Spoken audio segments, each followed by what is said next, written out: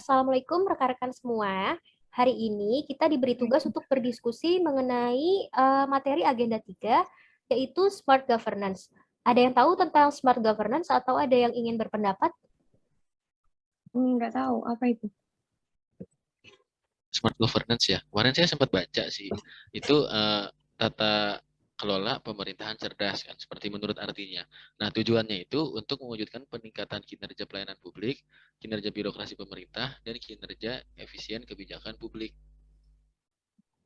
Kalau penerapannya sendiri seperti apa ya? Kalau yang saya tahu, menyediakan sumber daya manusia dengan kuantitas dan kualitas yang memadai kebutuhan pelayanan publik. Terus meningkatkan keterlibatan dan sinergi masyarakat dan pemerintah dalam perencanaan, sosialisasi, dan pelaksanaan pembangunan. Terus melaksanakan perbaikan secara kontinu atas kinerja pelayanan publik melalui rekayasa ulang proses bisnis yang efektif, efisien, dan komunikatif, serta optimalisasi sistem pelayanan publik daring yang terintegrasi dan transparan. Saya juga baca kalau penerapannya itu bisa melalui pengoptimalan penerapan dan pengembangan sistem pemerintahan berbasis elektronik dengan berfokus pada pengintegrasian data dan interoperabilitas sistem menggunakan teknologi yang terjamin keberlangsungannya. Terus selain itu penerapannya juga bisa melalui penerapan sistem satu data yang terbuka, lengkap, akurat, dan standarisasi dengan melibatkan pemangku kepentingan selaku wali data dan memperhatikan aspek keamanan informasi dalam hal kerahasiaan, integritas, dan ketersediaan sebagai mesin pendorong kinerja pelayanan publik dan aparatur serta peningkatan kualitas analisa pengambilan keputusan atau kebijakan. Kalau di Depok berarti contohnya seperti KIMOP itu bukan sih? Iya, betul. Itu salah satu contohnya. KIMOP itu kan aplikasi, dia kan menerapkan dan mengembangkan sistem pemerintahan yang berbasis elektronik.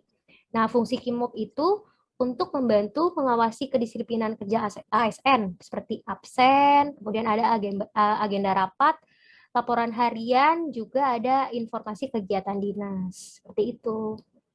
Oh, berarti praktis ya. Jadi Iya. pendataan disiplin pegawai bisa jadi lebih efisien. Itu kan juga sejalan dengan prokes di masa pandemi COVID yang lagi terjadi sekarang ini dibandingkan dengan fingerprint atau absen manual. Betul. Iya, terus kita juga bisa ngelihat rekapan absen kita, kayak misalnya kalau misalnya kita mau jadiin arsip pribadi.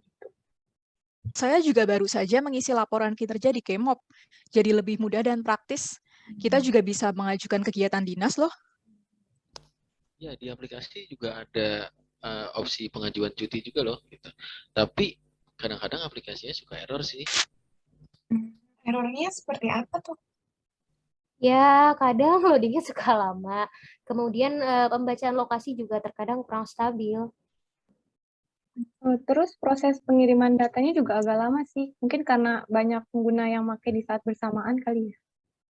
Oh, kalau itu sih memang sinyal kita harus dipastikan stabil. Jadi ya semoga server KEMOP semakin bisa ditingkatkan. Iya, kemarin juga belum lama ada update sih Mbak aplikasi KIMOP-nya. Semoga makin ditingkatkan deh, jadi lancar. Oh ya, teman-teman pernah dengar belum info KIMOP kalau dia bakal terintegrasi dengan teman kerja? Teman kerja itu kayak apa ya?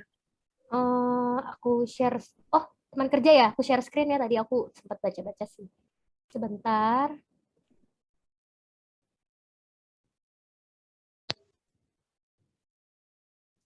Sudah terlihat teman-teman? Ya Udah. udah nih. Ya, ini tentang teman kerja dari Diskominfo ya. Iya. Seperti itu. Iya, jadi waktu itu di dinas saya juga pernah ada nih sosialisasi kayak gini dari Diskominfo tentang teman kerja. Jadi itu aplikasi yang berbasis digital untuk surat menyurat. Oh, untuk surat menyurat antar dinas aja ya? Enggak kok nggak. Bisa surat eksternal maupun internal, kayak surat perintah juga bisa kok. Terus bagaimana cara penggunaannya?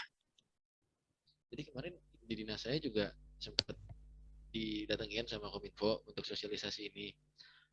Jadi penerapannya itu nanti semua ASN akan didaftarkan akunnya menggunakan NIP kayak gitu. Jadi ntar kalau ada keperluan bersurat gitu, staff membuat format surat nih di aplikasi tersebut. Membuatnya langsung di aplikasi, bukan di Microsoft seperti biasanya.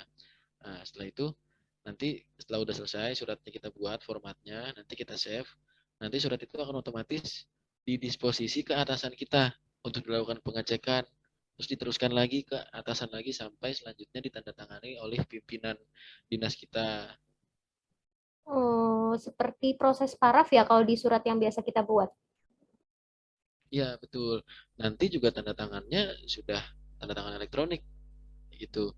Eh, jadi aplikasi teman kerja ini nantinya kalau sudah berjalan akan membuat surat menyurat jadi efisien ya, karena kan kalau kita buat secara manual seperti yang kita lakukan biasanya itu kan butuh waktu ya. Kadang setelah suratnya sudah selesai, yang butuh waktu itu kadang kan disposisi ke atasan-atasan, paraf-paraf, pengecekan kayak gitu.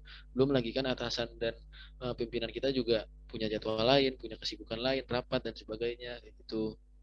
Makanya di aplikasi ini andaikan atasan kita lagi rapat, lagi apa, mereka juga bisa ngecek lewat aplikasi online di mana aja gitu.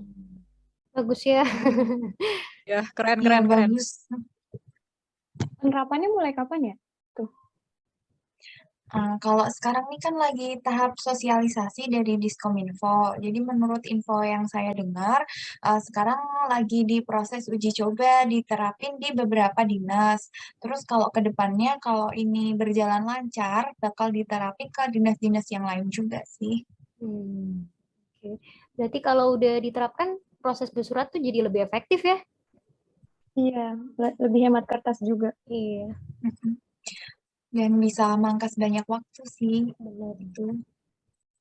Tapi sih ya menurut saya penerapan ini nantinya kan akan lebih maksa seluruh ASN untuk menguasai teknologi ya. Makanya harapan saya sih kita nih yang generasi muda gitu ikut bantu juga nih Diskominfo untuk membantu rekan kita atau membantu atasan kita yang mungkin belum terlalu menguasai teknologi. Itu harus kita bantu karena kalau ntar ini udah diterapkan akan efisien banget Mbak surat-surat. Iya, benar. Oke, berarti dari diskusi kita hari ini, smart governance itu konsep yang mendorong kemajuan ya di bidang pemerintahan.